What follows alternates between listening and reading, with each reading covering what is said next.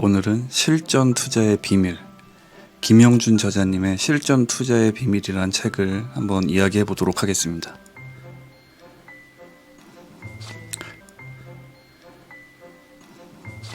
실전 투자대회 12회 수상자인 보컬 김영준 투자자의 투자 일대기와 노하우를 기록한 책으로 주식 초보에서부터 고수까지도 도움이 될 만한 구성으로 이루어져 있습니다. 책 초반부에는 김영준 저자의 파란만장했던 과거를 과감하게 묘사하고 있는데, 주식에서 깡통을 차다라고 표현하는 여러 번의 파산과 신용, 미술을 통한 엄청난 빚, 자살을 생각하거나 노숙자가 되기도 한 과거 처참했던 실패들을 약간은 극적인 요소들을 가미하여 몰입감 있게 담아내고 있습니다. 저자는 자신의 과거의 모습을 보며 독자들에게 절대로 빚을 내서 투자를 하지 말라고 메시지를 전달하고 있는데요. 저는 저자의 과거를 통해서 저자의 과감한 실행력을 눈여겨보게 되었습니다. 물론 무지하고 무모한 실행이 실패로 이어져서 큰 고통을 받았었지만, 저자의 저돌적인 기본 성향 자체가 일반인들에게는 찾기 힘든 요인인 것 같고, 그 성향이 지금의 저자의 성공을 만드는데 많은 부분 기여했을 것이라 생각이 됩니다. 이제 책의 본론으로 들어가서 기술적인 분석을 하는 내용을 살펴보도록 하겠습니다. 기술적 분석. 주식에서 가격이 결정되는 것은 수요와 공급의 원리에 의해서이고, 이러한 수급은 기업의 기본적인 가치뿐만 아니라 자금 흐름, 테마 형성 등 불합리한 요소들도 많이 개입이 되어진다. 그래서 기업의 기본적인 내용과 별개로 이러한 수급으로 만들어지는 차트와 신호들을 통해 주가를 예측하는 것이 기술적 분석이다. 1. 저항과 지지, 2. 캔들, 3. 이동평균선, 4. 거래량. 크게 4가지 요소로 구분하여 설명할 수가 있다. 첫 번째, 저항과 지지. 저항과 지지를 의미하는 요소들은 여러 가지가 있지만, 저자는 전고점과 전저점을 저항과 지지로 표현하고 있다. 전고점과 전저점을 통하여 현재 가격이 아래 위로 저항과 지지선을 만들어 박스권 매매 전략을 활용할 수 있다. 주가가 전고점 근처로 가면 저항을 받아 하락하고, 전저점 근처로 가면 지지를 받아 상승하는 원리이다. 2. 캔들.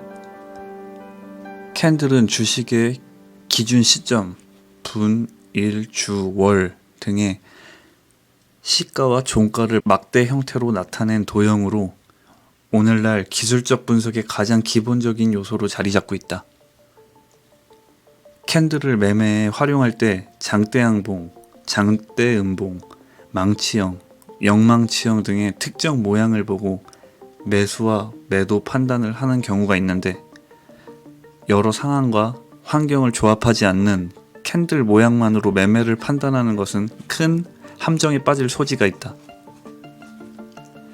그러면 실전에서 활용할 수 있는 캔들의 핵심 포인트를 살펴보자. 시가와 종가. 가장 중요하고 그중 시가의 중요성을 강조한다. 전일 대비 물량이 많으며 호가 공백이 없는 것이 좋다. 동시호가 때의 시가 변화와 그 의미를 이해한다면 트레이더로서 30%는 먹고 들어가는 것이다. 동시호가가 높든 낮든 그 의미를 이해해야 한다. 트레이딩에서 최적의 매수 시점은 시가 형성 후 주가가 하락했다가 반등할 때 시가를 돌파하는 그 시점이다. 시가는 강력한 저항대이므로 그걸 뚫으면 상승할 확률이 높다. 3. 거래량. 상한가, 하한가와 마찬가지로 거래량 급등, 거래량 상위 종목은 시장 참여자들의 이목을 끌게 된다. 대량 거래가 발생하면 주가가 위로 아래로 힘있게 움직일 수 있는 상태가 되는데 이것은 트레이더들에게 좋은 먹잇감이 된다. 대량 거래가 터진 시점이 어디인지에 따라 대응 전략이 달라지는데 일단 고점 부근에서 대량 거래량은 피하는 것이 맞다. 하지만 저점에서의 대량 거래량은 무조건 맞지는 않다. 만약 상승하더라도 일주일에서 6개월 이후에 상승시키는 경우도 많기 때문에 관심 종목에 넣어두고 저항선을 뚫는 시점에 매매하더라도 늦지 않는다. 다음으로 상황별 거래량에 대한 의미를 알아본다. 주가가 바닥일 때 거래량이 터지면 관심 종목 등록 후 저항 돌파 시 매수해 볼 수 있다. 주가가 바닥일 때 거래량 동반 급락을 하면 이것은 급락을 멈추는 신호이다. 주가가 바닥일 때 거래량 없이 급락을 하면 관망 이후 거래량이 터질 때 상황을 다시 살펴봐야 된다. 급등 중 거래량이 증가하면 위험 구간으로 인식 후 매도 후 관망해야 한다. 급등 중 거래량이 감소하면 조정이나 눌림목 자리로 이후 급등 가능성이 있다. 상투권 거래량. 주가가 장기간 상승 후 고점에서 조정을 받으며 대량 거래량을 동반할 때 상승보다 몇 배 많은 거래량이 터진다. 이때는 매도하고 탈출해야 한다. 4. 이동평균선. 특정 기간 5, 20, 60, 120 등의 종가를 연결한 선으로 주가의 단기, 중기, 장기 추세를 확인할 수 있는 지표이다. 캔들 거래량과 마찬가지로 이동평균선도 자체만으로 평가하는 것은 무리가 있으며 호가나 수급, 거래량 등을 함께 고려해야 한다. 기간이 긴 이동평균선일수록 신뢰도가 높으며 이동평균선도 전고점, 전저점과 마찬가지로 저항과 지지의 역할로 활용될 수 있다. 회사가 우량하고 이동평균선들이 모여있는 종목을 관심 종목으로 등록하고 골든 크로스를 노리는 것도 전략이다. 또 한 가지 이동평균선의 배열 방향이 중요하다. 정배열일 때 조금의 호재로도 큰 상승 흐름을 만들 수 있다. 지금까지 기술적 분석을 하기 위한 4가지 요소들에 대해서 설명을 해드렸고 다음으로는 저자가 13가지의 실전 매매를 할 수 있는 실전 매매 기법에 대해서 설명을 하는 챕터를 말씀드리겠습니다.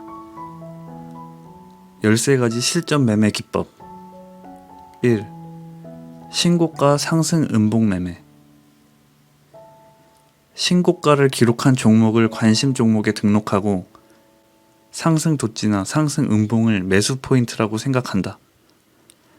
매수를 하기 전 저항선과 기간, 외국인, 수급을 확인한다. 5일선 이탈 시 손절을 하는 전략을 짜고 여기서 중요한 핵심은 상승 돋지나 음봉 시점에 기간이 순매수를 하고 있는지 여부이다. 2. 박스권 돌파 후 영망치형 매매 기법. 박스권이 돌파되는 시점에 단타 매매로 인한 대량 매도와 함께 다시 박스권 밑으로 들어가는 상황을 조심해야 한다. 일단 박스권을 돌파했다면 이후 상황은 3가지로 나타나게 되는데 첫째, 그대로 상승. 둘째, 박스권 상단까지 조정 이후 상승. 셋째, 다시 박스권 안쪽까지 하락. 그래서 박스권 돌파될 때 곧바로 매수에 동참하지 말고 한 박자 뒤에 매수하는 전략이다. 특히 영망치형 캔들이 나올 때 매수한다. 박스권을 돌파하면서 거래량이 동반되는지 점검하고 박스권 돌파될 때 윗꼬리가 달리면서 이후 거래량 감소를 확인한다. 영망치형, 음봉 영망치형이 출현할 때가 매수 시점인데 영망치형 캔들에서 거래량이 터지면 안 된다. 3. 바닥에서 첫 상한가 매매. 바닥권에 있는 종목이 갑자기 첫 상한가를 기록하고 그 다음날 30분 봉을 공략하는 전략으로 오전장에서만 매매를 해야 하고 역배열 상태의 종목은 제외시킨다. 30분 봉의 5, 10 이평선 부근에서 매수를 걸어두고 매수되자마자 매도를 준비하고 3%에서 5% 이내에 익절 혹은 3분 봉에서 음봉 출현 시 매도한다. 30분 봉 5, 10 이평선에 오지 않는 종목은 과감하게 버린다. 4. 60주, 120주 이평선 매매.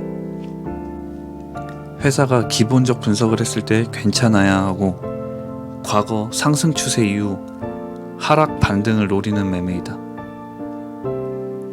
주봉상 60일선이 강력한 반등 지점이 되는 경우가 많고 이 부근에서 분할로 물량을 매집, 중장기로 대응해서 10% 정도 수익을 노려볼 수 있다. 하락 시 받아주는 매매이므로 지지선이 무너지는 상황도 염두에 두어야 한다.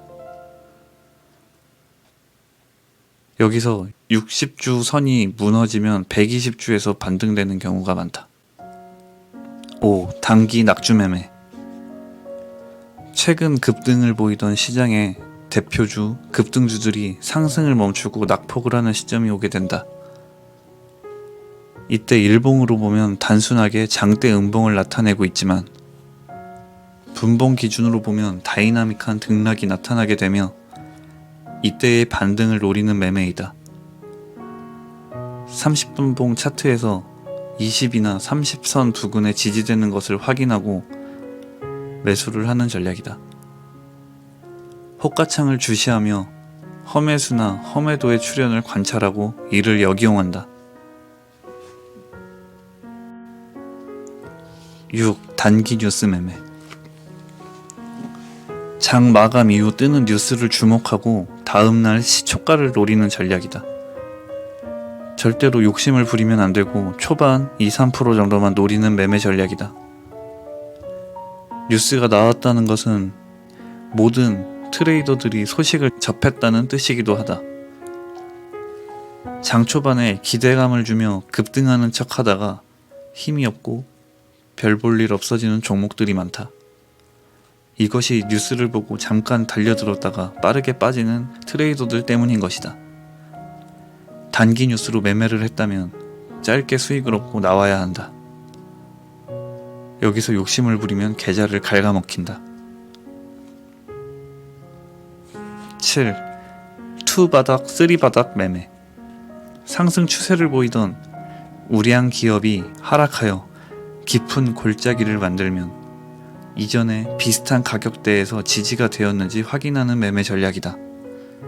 비슷한 위치에서 2번, 3번 바닥을 만들었다면 또다시 이 지점이 바닥이 될 확률이 높다. 다만 회사 자체에 특별히 큰 악재가 없어야 하고 기본적 분석이 잘 된 기업이어야 한다. 바닥 예측이 성공하면 중장기로 수익 매매가 가능하지만 바닥 지지를 못한다면 큰 폭의 하락이 동반될 수도 있다. 8. 고가놀이 매매. 5일선 위로 급등한 종목이 이평선과의 이격을 맞추기 위해 옆으로 횡보하는 것이 고가놀이이고 이후 5일선에서 지지가 확인된 이후 급등하는 패턴이다. 고가놀이 시점에는 단봉과 함께 거래량이 줄어드는 것이 핵심이지만 단봉에서 장대 음봉이나 긴 윗꼬리에 속임수를 넣는 패턴도 나오고 있다. 첫 양봉은 장대 양봉이어야 하고 이후 하락이 있더라도 첫 양봉의 하단보다 더 떨어지면 안 된다. 9. 121선 매매. 121선은 단기 투자자에게는 매우 긴 시간이라 무시하는 경향이 있지만 121선은 단기적인 성과를 내는 데 있어서 중요한 선이기 때문에 단기 투자자도 중요하게 생각해야 한다. 장기간 하락하던 주가가 반등을 시작하고 120선을 뚫으려는 시도를 할 때 관심 종목으로 등록하고 첫 시도에 매수하지 말고 좀 더 지켜보자. 초보라면 저항선이 돌파됐다는 점만 보고 무턱대고 들어가다가 저항을 받아 주가가 밀리면 당황하기 쉽다. 가격 조정으로 저항을 어느 정도 완화시킨 다음 재차 돌파할 때 매수하는 것이 좋다. 여기서 핵심은 첫 번째 돌파 시도에서 실패하고 두 번째 돌파할 때를 노린다는 점이다. 10. 급등주 눌림목 매매. 이전에 6개월 이상의 횡보 구간이 있으며 장기 저항선을 돌파할 때 거래량이 현저하게 증가되어야 한다. 이후 조정 구간이 있는데 조정 구간에서는 고가놀이처럼 거래량이 줄어들며 장기 이평선에서 지지를 받는다. 그리고 이 눌림목 구간에서 호재가 터져 나와야 한다. 급등주는 눌림목이 형성되는 초기에 찾아내지 않으면 수익을 내기 쉽지 않다. 급등을 해버리기 때문에 추격 매수에는 부담이 있는 것이다. 만약 눌림목으로 매수하였더라도 그 이후 주가가 내가 원하는 모습으로 흘러가지 않는다면 빠르게 손절해야 한다. 여기서 급등주가 나오는 특징을 살펴보겠다. 첫 번째, 실적이 호전. 두 번째, 우회상장. 세 번째, 정부 시책 관련 테마주. 네 번째, 인수합병. 다섯 번째, 신기술 개발. 여섯 번째, 내부자의 매수. 11. 중장기 투자. 중장기 투자가 어려운 이유는 그 기간 동안 해당 기업의 주식을 보유할 만큼 흔들리지 않는 충분한 이유가 있어야 되기 때문이다. 과거 미국발 금융위기, 유가 급등, 서브프라임 위기, 9.11 테러 등 세계 경제를 초토화시키는 이벤트들이 언제 어떻게 터져나올지 모르는 주식시장에서 특정 종목을 계속 보유하고 있는 것만큼 그만큼 시련을 많이 견뎌야 한다. 하지만 이러한 시련에도 불구하고 중장기 투자는 매력적인 투자 기법이다. 가치 투자와 같이 기본적 분석에 기반을 두고 미래의 기업의 미래를 예측하는 일반적인 장기 투자의 방법과는 다르게 저자는 기술적 분석에 기반한 중장기 투자를 설명하고 있다. 차트를 분석하다 우량주가 큰 폭으로 하락하면 그 이유를 찾아보고 추이를 관찰한다. 그 뒤에 121선 부근 지지나 저항의 모습을 주목한다. 재무제표를 분석하여 실적을 확인한다. 그 뒤에 외국인과 기관의 매매 동향을 확인한다. 12. 프로그램 매매. 외국인의 주체로 주가가 상승할 때 프로그램 수량을 살피는 매매 기법이다. 분봉상으로 급등하는 주가를 확인하다가 조정을 주는 눌림목 부근에서 프로그램 매매 수량을 확인하여 주가가 하락하는데도 불구하고 프로그램, 즉 외인 매수량이 늘어나는 것이 확인되면 매수 기회가 된다. 주가가 등락을 반복하다가 1시간 이상 조정을 거치고 다시 당일 정고점을 향해 올라왔을 때 프로그램 매매 수량이 월등하게 증가했는지 살펴본다. 여기서 프로그램 매수 수량이 늘었다고 무조건 따라서 매수하면 안 되고 정고점 돌파를 시도하는 비슷한 가격대에서 프로그램 수량이 늘었는지 확인하는 전략이 필요하다. 13. 21선 이탈 매매. 주식시장의 상식으로 21선이 이탈하면 추세가 끝났다고 생각해서 21선을 이탈하는 종목은 관심 종목에서 삭제하는 경우가 많지만 이러한 투자자들의 심리를 역이용하여 21선을 이탈시킨 후 물량을 받고 다시 반등하는 패턴을 노리는 것이 이 21선 이탈 매매의 기법이다. 시장에서 주도주 역할을 하고 상승 흐름을 이어갔던 종목이어야 한다. 거래 대금이 충분해야 한다. 상승 파동 이후에 21선을 이탈할 때 시원한 응봉으로 떨어지는 것이 좋다. 21선 이탈할 때 장대 음봉 이후에 그 뒤에 음봉은 크기가 작고 거래량이 감소되어야 한다. 이때 분할 매수로 대응한다. 주의사항은 큰 악재로 인한 재료가 소멸되었는지를 확인하면서 대응해야 한다. 지금까지 보컬 김영준 저자의 주식시장에서의 실전 기술 13가지에 대한 기법을 알아보았습니다. 다음으로는 주식시장의 이면의 이야기들을 전달하고 있는데 이 부분 내용 살펴보도록 하겠습니다. M&A는 분명 합법적인 사항이고 5% 이상의 지분이 신규로 보유되면 신고를 통하여 경영권 참여 목적이 있는지를 신고하여야 한다. M&A 의사가 있는 지분 확보가 공식화되면 주가는 출렁이게 된다. 보통 급등으로 출렁인다. 이때 중요한 것은 지분 참여자의 이력을 확인해보고 먹튀 가능성을 살펴봐야 한다. 그리고 너무 낙관적인 미래만을 기대하여 무모한 보유보다는 수익권에서 적절한 매도가 필요하다. 종목의 대주주 리스트에 헤지펀드가 포함되어 있으면 조심해야 한다.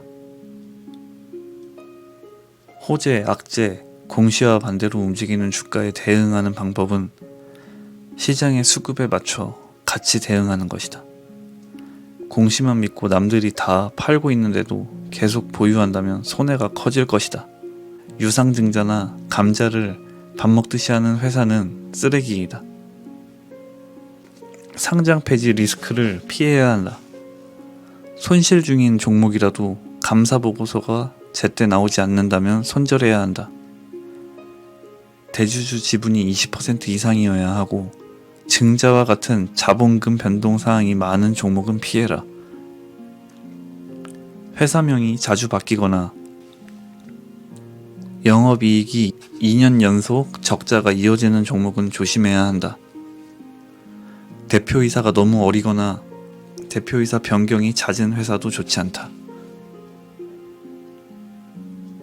유증가 같은 권리락 이후 신규 가격이 기존 가격과 많이 차이가 나는 공시를 주의 깊게 살펴야 한다. 신규 가격과 현재가가 많이 차이가 날 경우 공매도로 인한 급락이 나오게 된다. 신규 상장이나 우회 상장 등 새롭게 등장하는 종목들이 급등하면서 시작할 경우 따라가지 마라. 우회 상장 종목은 상패의 위험성이 크고 신규 공모주는 공모가에 거품이 낄 경우 기관 투자자들에게 너무 유리한 상황이 만들어진다.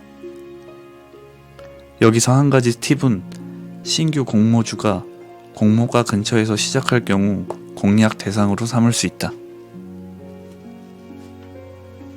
에필로그.